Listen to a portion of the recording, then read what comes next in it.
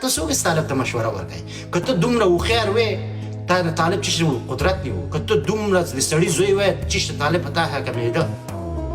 ته یو بګیر سړی غلی کېنه په ځي کې دی ډاره نه، ټول ولس دې وروره ګله طالبانو په خولې کې اچولی اوس راغلي. دا زما خبرې دا وړو وړو ته نه دي، زما خبرې دي غټانو ته دي.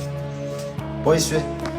نو له خیره زمونږ عملي کار د عملي زه داسې نه یم چې ګوره ما بله ورځ ما یو لایف کې پرون شپه چاته وویلې ما له دغه تاسې چې د جمهوریت د ادرسه مبارزه کړې ده یوه لاسته راوړنه ما ته ووایه، یوه لاسته که د جمهوریت فکر مو جوړ کړی وي ما ته راوښیه. برعکس د جمهوریت نه د خلکو زړه تور کړه. زما شخصا زما زړه د جمهوریت نه تور شو، زما شخصا د جمهوریت نه زړه تور شو، ځکه دغه قرار د جمهوریت یو آینه ده. ښه زه فکر وکړه چې د جمهوریت د قرار غوندې سو زه یې منم، یا جمهوریت دغه د نورو غوندې سپی غوندې چې د جمهوریت د ادرسه غاپي، توهین کوي، تحقیر کوي، بېعزتي کوي، سل رقمه بدې خبرې کوي، ځي وروره ګوله د کله د پنجابي لمنه کې ځان غورځوي، کله بل لمنه کې ځان غورځوي. دا معتادین او دا مریضان دا خلک بیخي د جمهوریت نوم یې نور رابط کړی دی. جمهوریت پرته له شکه چې ډېر ښه سیستم ده، خو دغه خلک موږ نه منو، نه ورور هغه کوو. د قرار د قلم زور د پاکستان فوج ټول سفارات دزغاو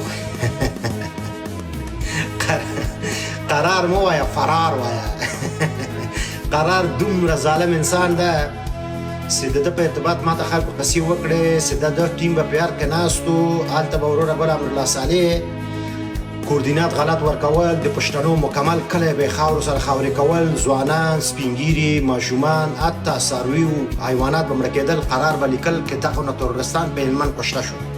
په داسې حال کې چې یو دغه ترورست بلته نه و، یا به یې دهقان وژلی و، یا به یې دوکاندار وژلی و، یا به یو مظلوم انسان وژلی و، خو دغه قرار به ورته رنګ ورکوه د ترورست.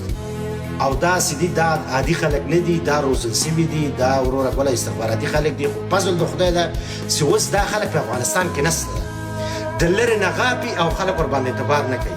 چې ګوره 15 کاله قرار غپلي که نه، 20 کاله چې نور قرار وغپي نور به د ده جاسوسي څېرې راښکاره کېږي.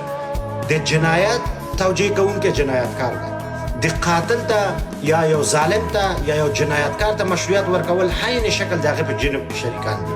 د قرار ملګري، د قرار کورنۍ، د قرار انډیوالان، دغه ټول وروره بله څوک چې دوی سره ملګرتیا کوي، دا ټول د پاکستان د جنایت سره شریکان زه ګورم.